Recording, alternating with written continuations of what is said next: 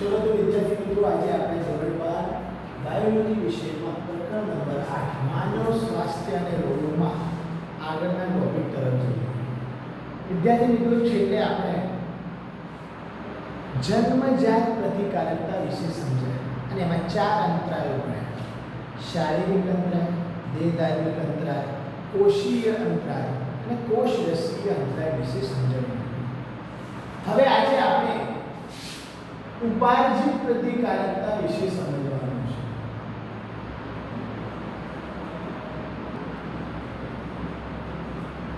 તો વિદ્યાર્થી મિત્રો, પહેલા તો આ શબ્દને સમજો. ઉપાર્જિત એટલે પેદા કરે, એટલે કે નિર્માણ કરવામાં, નિર્માણ થતી. તો નિર્માણ કેવી રીતે થાય તો સમજજો.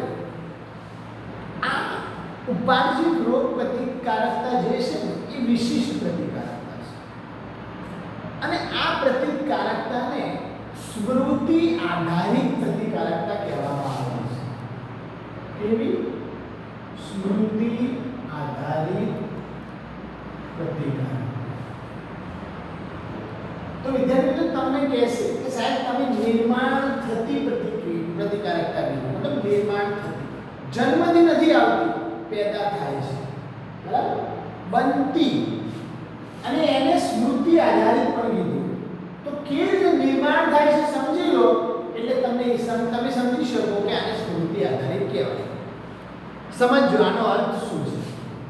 કે જ્યારે આપણું શરીર પહેલી વાર કોઈ રોગકારકના સંપર્કમાં આવે ત્યારે તે પહેલો પ્રતિચાર આપે. સમજો, મારા શરીરમાં કોઈ જીવાણુ દાખલ થયા ટીબીના, એ સમયે મારા શરીરની ઇમ્યુનિટી જે છે એ હજુ બની નહોતી, મતલબ એન્ટીબોડી હજુ નથી બની. એટલે મારું શરીર એની સામે પ્રતિચાર આપવાની કોશિશ કરે છે, પરંતુ એની તીવ્રતા ધીમી હોય છે અને સ્લો હોય છે, હજુ બને છે. એટલે રોગનો હુમલો વધારે થઈ જાય છે, સામે આપણી ઇમ્યુનિટી કમજોર પડી જાય છે. સમજો વિદ્યાર્થીઓ.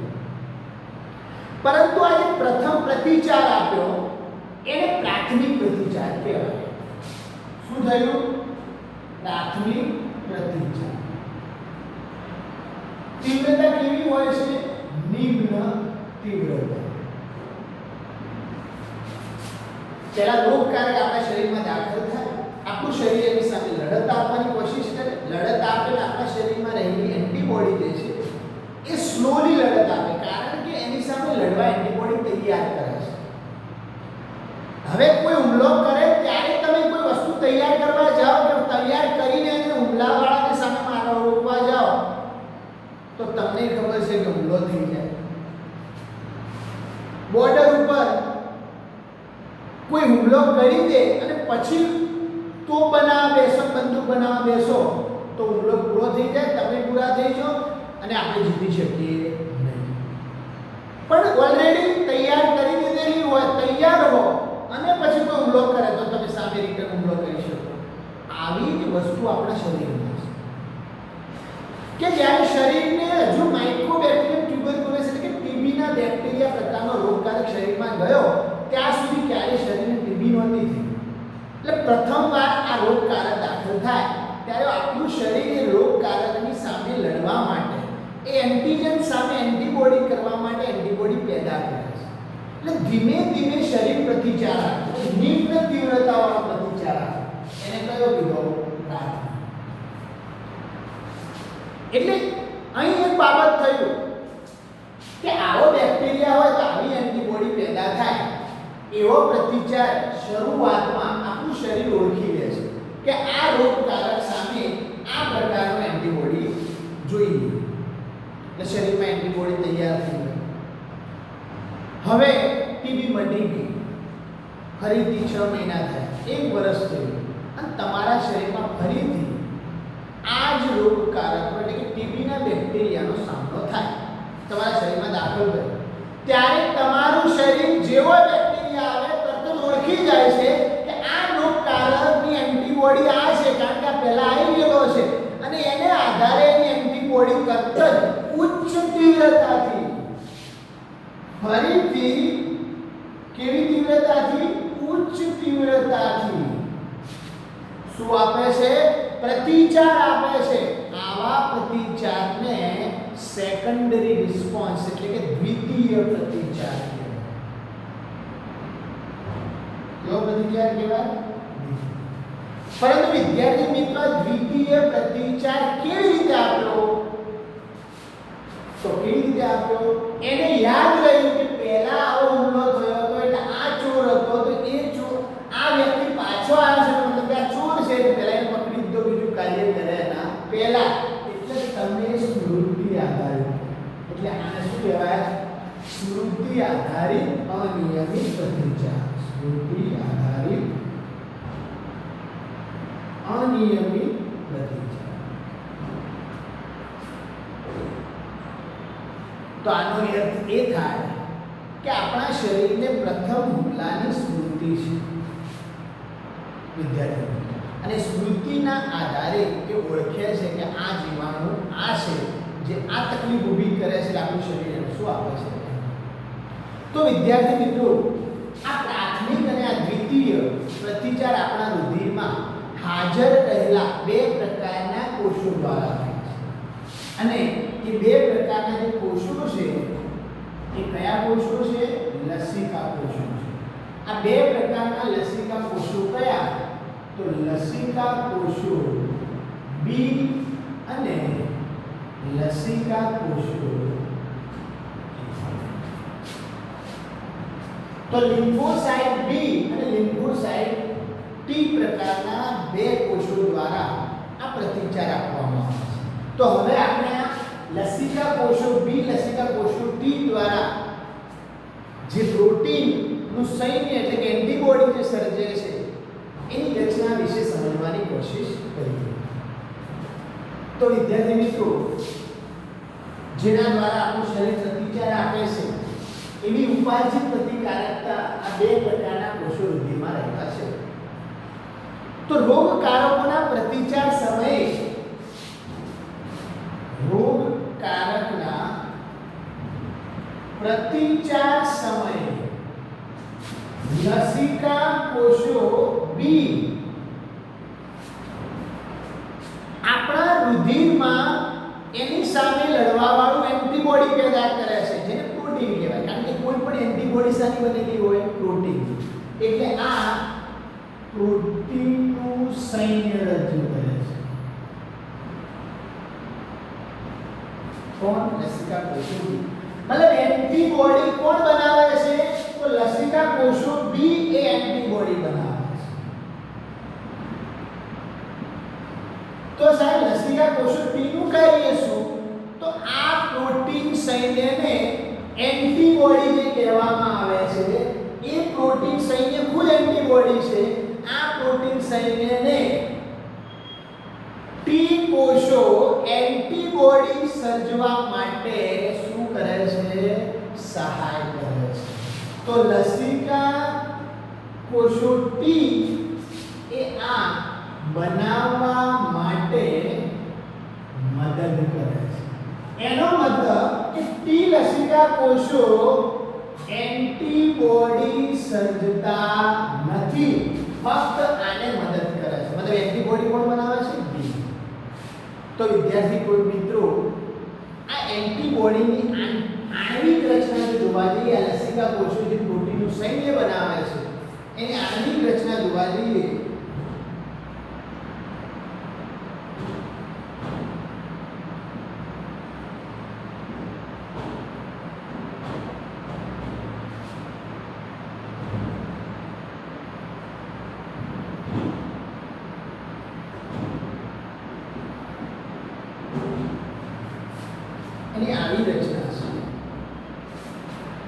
બંધથી જોડાયેલા છે અહીં તમે બે પ્રકારના પ્રોટીન જોઈ શકો છો બે પ્રકારની શૃંખલા જોઈ આણ્વિક રચના સાની એન્ટીબોડી જે પ્રોટીન બને છે એન્ટીબોડી એની આણ્વિક રચના અહીં જુઓ કે બે શૃંખલાઓ છે અને આ બંને પોલીપેપ્ટાઇડ શૃંખલાઓ છે, કારણ કે શું પ્રોટીન અને પ્રોટીન સાથે બનેલા હોય પોલીપેપ્ટાઇડ શૃંખલાઓના. તો બે પોલીપેપ્ટાઇડ શૃંખલા આવેલ છે, બે નાની જેને હળવી શૃંખલા કહેવાય છે અને બે મોટી જેને ભારે શૃંખલા કહેવાય છે. આ કેવી શૃંખલા છે? હળવી શૃંખલા. કઈ છે? હળવી શૃંખલા. આ કેવી છે? મોટી એટલે કે ભારે શૃંખલા. આ કેવી છે? ભારે. હળવી શૃંખલાને લાઇટ કહેવાય. શું કહેવાય? લાઇટ. અને ભારે શૃંખલાને હેવી કહેવાય. શું કહેવાય? તો એના આધારે બે મોટી ભારે શૃંખલા એટલે હેવી ની બે અને બે નાની લાઇટ શૃંખલા એટલે H2L2. એટલે આ માટે તેને H2L2 સ્વરૂપે દર્શાવાય છે. તો વિદ્યાર્થી મિત્રો, આપણા શરીરમાં આવી જે પ્રોટીન બને છે એટલે આવી એન્ટીબોડી કયા સ્વરૂપે આપણા શરીરમાં સર્જાય છે? તો IgA પ્રકાર કહેવાય, એક immunoglobulin A, immunoglobulin G, immunoglobulin E, immunoglobulin D અને ઇમ્યુનોગ્લોબ્યુલિન M. તમારી બુકમાં D વાળી આપી નથી. આવી મુખ્યત્વે 5 પ્રકારની એન્ટીબોડી સર્જે છે. કોણ? લસિકા કોષો B અને T એને મદદ કરે છે. એની રચના આવી હોય છે જેમાં બે શૃંખલાઓ ભારે હોય, બે શૃંખલાઓ હળવી. અને આ એન્ટીબોડી વિદ્યાર્થી મિત્રો રુધિરમાં જોવા મળે છે. હવે તમે સમજો કે રુધિરમાં જોવા મળે એટલે રુધિર કેવું છે? તરલ છે. કેવું છે? તરલ. તો આને સરળ પ્રતિકારકતા પ્રતિચાર કહેવાય છે. કેવો કહેવાય? તો આ ઉપાર્જિત પ્રતિકારકના જે બે પ્રકાર છે એમાંનો એક પ્રકાર કયો? તરલ પ્રતિકારકતા પ્રતિચાર. મતલબ આ બધી જે એન્ટીબોડી છે એ કયા પ્રકારનો? તરલ પ્રતિકારકતા પ્રતિચાર. તો ઉપાર્જિત પ્રતિકારકતાના અંદર એક તરલ પ્રતિકારકતા પ્રતિચાર અને બીજો જે પ્રકાર છે એને કહેવાય છે એન્ટીબોડી મધ્યસ્થી. શું કહેવાય? એન્ટીબોડી મધ્યસ્થી અથવા એન્ટીબોડી મધ્યસ્થી. એટલે બીજો પ્રકાર કયો? એને કોષીય મધ્યસ્થી પ્રતિકારકતા. શું કહેવાય? કોષીય મધ્યસ્થી પ્રતિકારકતા. અને વિદ્યાર્થી મિત્રો, તરલ પ્રતિકારકતા પ્રતિચાર અને બીજો પ્રતિકાર એન્ટીબોડી મધ્યસ્થી ના યાદ રહે તો આ મેં યાદ રાખવાનું છે, કારણ કે આ IMP છે. જેને અંગ્રેજીમાં C કોષ એટલે સેલ, મધ્યસ્થી એટલે મીડિયેટેડ અને પ્રતિકારકતા એટલે ઇમ્યુનિટી. તો CMI તરીકે ઓળખવામાં આવે, સેલ મીડિયેટેડ. તો વિદ્યાર્થી મિત્રો, આ ટી લસિકા કોષો જે છે એ CMI નું માધ્યમ બને છે. કયા? ટી. બી તો આ સર્જક છે જે તરલ પ્રતિકારકતા પ્રતિચાર છે. ઉપાર્જિતનો એક પ્રકાર અને ઉપાર્જિતનો બીજો પ્રકાર છે CMI. આ CMI નું મધ્યસ્થી કોણ બને? ટી લસિકા કોષ. અને આ CMI કયા કેવા પ્રકારની ઇમ્યુનિટી છે? તો એ ઉદાહરણ દ્વારા સમજો. જ્યારે કે આપણા શરીરમાં કોઈ હૃદય, આંખ, યકૃત કે મૂત્રપિંડ જેવા અંગો સંતોષજનક રૂપમાં કાર્ય ના કરતા હોય અને આપણા શરીરમાં બંધ થઈ જાય, કિડની ફેલ થઈ જાય, હૃદય બગડી જાય, ત્યારે આપણે નવા કોઈ દાતાનું હૃદય લેવાનો વિચાર કરીએ છીએ, જેને આપણે ટ્રાન્સપ્લાન્ટેશન કહીએ છીએ. શું કહીએ છીએ? Transplantation. Heart transplantation, kidney transplantation. હવે આ એક ઉપચાર છે આવા લોકો માટે. પણ ટ્રાન્સપ્લાન્ટેશન જ્યારે કરવું હોય વિદ્યાર્થી મિત્રો, ત્યારે શું ગમે તેનું લઈ લેવાય? નહીં. ગમે તેનું ટ્રાન્સપ્લાન્ટેશન કરવાથી કોઈ બી દાતાનું લઈ લો, ગમે તેનું, કોઈ તપાસ કર્યા વગર, તો આપણું શરીર એની સામે હુમલો કરીને એને શું કરે છે? મારી નાખે છે. તો સમજો કે તમે કોઈ પણ દાતાનું હૃદય ટ્રાન્સપ્લાન્ટ કરી દીધું, જેને તમારા શરીરનો કોઈ ટેસ્ટ કર્યો નહીં, ઇમ્યુનિટી તપાસી નહીં, તો તમારા શરીરની CMI ઇમ્યુનિટી એવા તમારા શરીરના વિરુદ્ધ લક્ષણોવાળા શરીરમાંથી જો કોઈ આવું અંગ આવ્યું છે તો એની સામે ફરીથી હુમલો કરે છે, કારણ કે બહારથી આવતું એ કોષો છે. એટલે કે આપણું શરીર પરજાત અને સ્વજાતને ઓળખી શકે છે. આપણા શરીરની પ્રતિકારકતા સ્વજાત અને પરજાતને ઓળખવાનો, ભેદ પારખવાનો સક્ષમ છે, શક્તિ ધરાવે છે. એટલે કે આપણું નથી, આ મારા જેવો કોષ નથી એમ શરીરના કોષ પ્રતિકારક શક્તિ સીએમઆઈ ઓળખે છે, એની સામે હુમલો કરે છે. તો એ કામ આવે ત્યારે યોગ્ય દાતાની શોધ શરૂ કરવી પડે છે. એટલે કે ડોક્ટર શા માટે તપાસ કરે છે? કેમ કોઈ પણ સ્ત્રોત કે કોઈ પણના પ્રાઇમેટનો ઉપયોગ કે મનુષ્ય જાતિના અંગનો આરોપણ એટલે કે પ્રત્યારોપણ નહીં કરી શકતા? કારણ કે દર્દીનું શરીર તે અંગને નકારશે, અને નકારશે કોના કારણે? સીએમઆઈના. અને આ સીએમઆઈ નો એનો ટેસ્ટ કરવામાં આવે ને એનું શરીર તમારા શરીરની ઇમ્યુનિટીને મેળ ખાય, તમારા કોષો એ દાતાના કોષો મેળ ખાય, ત્યારે પ્રત્યારોપણ કરવામાં આવે, ત્યારે આ સીએમઆઈ એની સામે હુમલો કરશે નહીં.